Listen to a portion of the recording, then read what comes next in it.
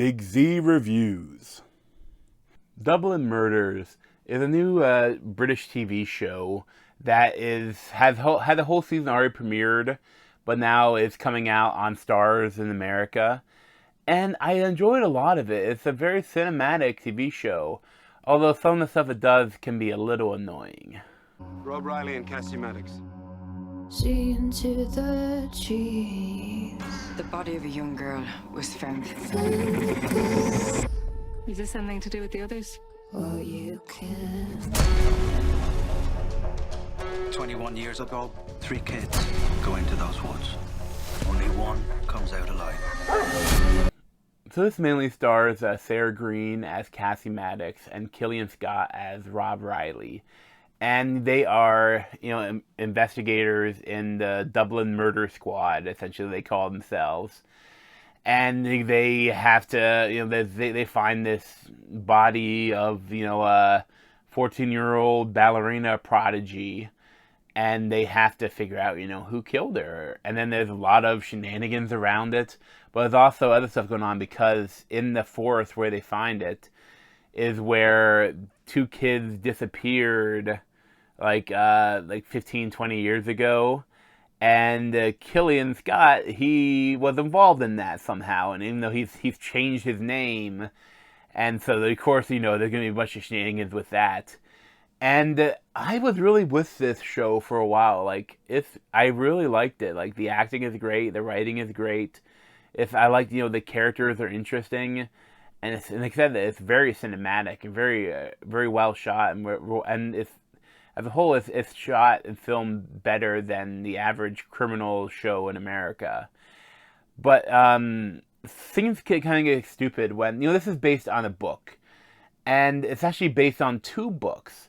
The idea that it's like a loosely collected series from the author called, the Dublin Murders and the Dublin Murder Squad.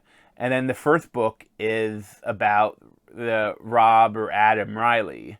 That's the book and about the murder of this young girl.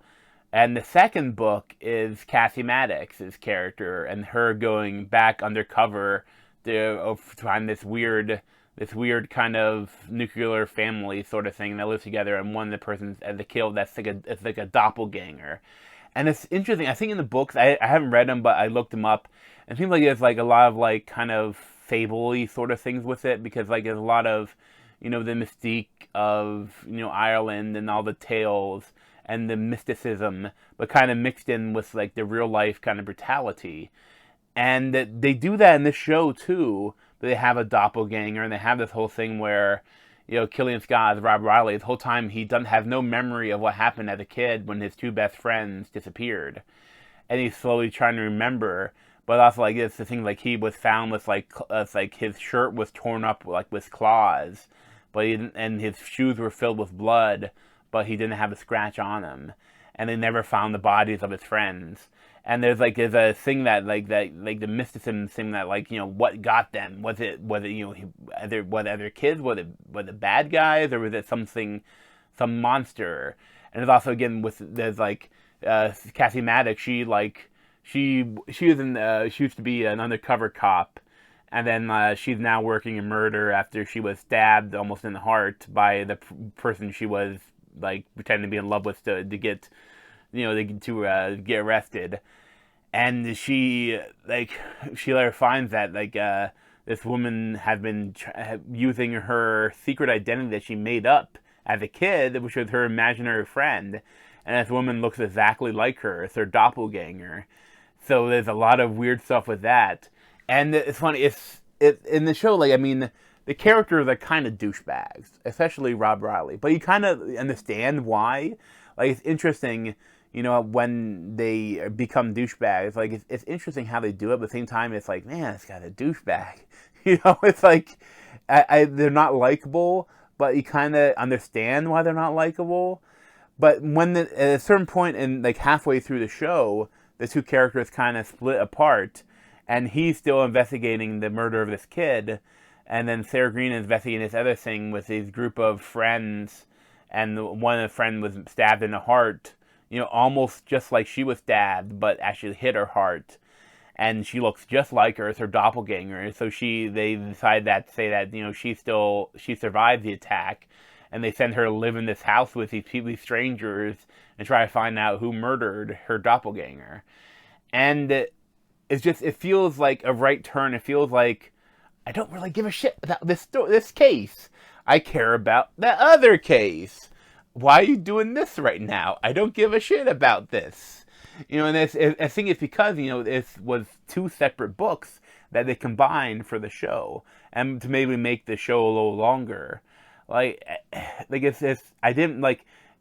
was not bad, but every time they kept going back to these other side characters with these weird, this group of 20-year-olds, I assume, but they're all like having sex with each other, or it's just like they're a family, but they're not a family. It's just like a lot of goofy stuff.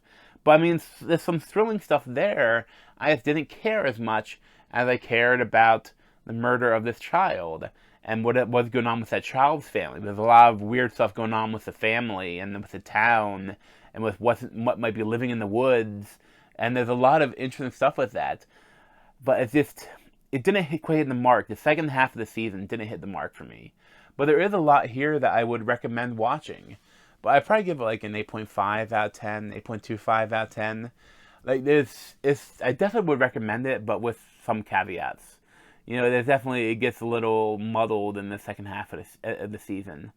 And I don't see how they could do a second season of this, because the books, they focus on this other character that's in the story, but the character in the story is kind of a douchebag and really unlikable. But I don't know if they want to do a second season of this or not, but who knows. But thanks for watching. You got the replace in my head, and this guy's going to Z over there. Thanks.